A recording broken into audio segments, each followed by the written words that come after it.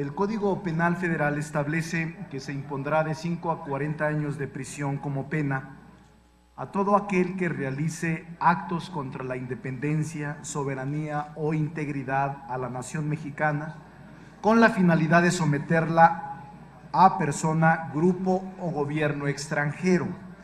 Cuando hablamos de traición a la patria, lo único que hacemos es describir a los presuntos delincuentes, que seguramente la historia los juzgará. No estamos de ninguna manera afirmando que el sector energético siguiera igual. ¿Dónde han escuchado tamaña barbaridad quienes afirman esto? Lo que hemos venido sosteniendo es que se combata la corrupción, que se combata el contratismo y que se combata la deshonestidad de la alta burocracia del sector energético con la dirigencia sindical. Pero yo incluso había decidido ya no hablar, pero al escuchar de unos compañeros del PAN inexactitudes, barbaridades, que la verdad no podía quedarme callado.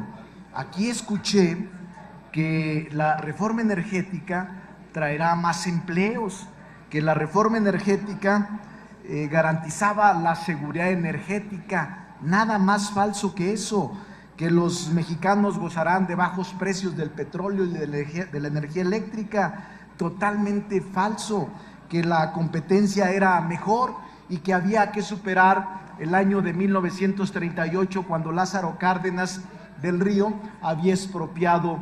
Es decir, que nos olvidáramos de la historia y que entráramos a un proceso de aparente modernidad, en la que entienden por modernidad la entrega de los recursos naturales de nuestro país, la renta petrolera y esta parte que no podemos admitir. Por otra parte, yo quisiera expresarles que el silencio de muchos, ahora que está la marcha, que a muchos altera, la marcha campesina, sin duda que es la parte más sensible. Estos campesinos están protestando contra la ocupación temporal de sus tierras.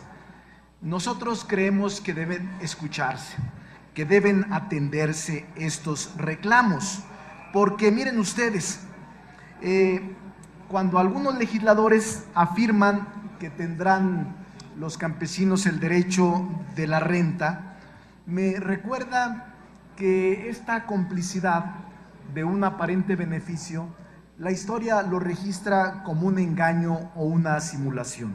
Nosotros no estamos de acuerdo con asumir esa complicidad y ese silencio. Recuerdo muy bien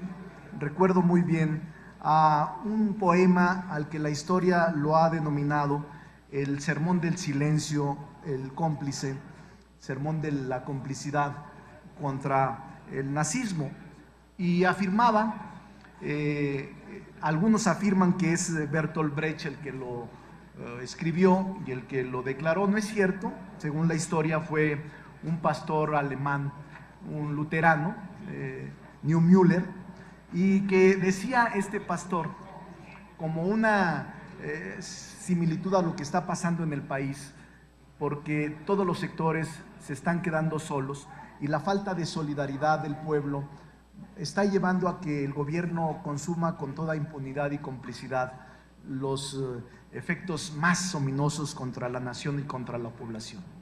Concluyo con este sermón del nazismo, el sermón del silencio.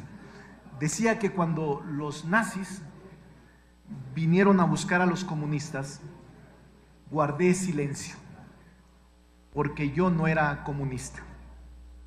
Luego, cuando encarcelaron a los socialdemócratas, volví a guardar silencio, porque yo no era socialdemócrata.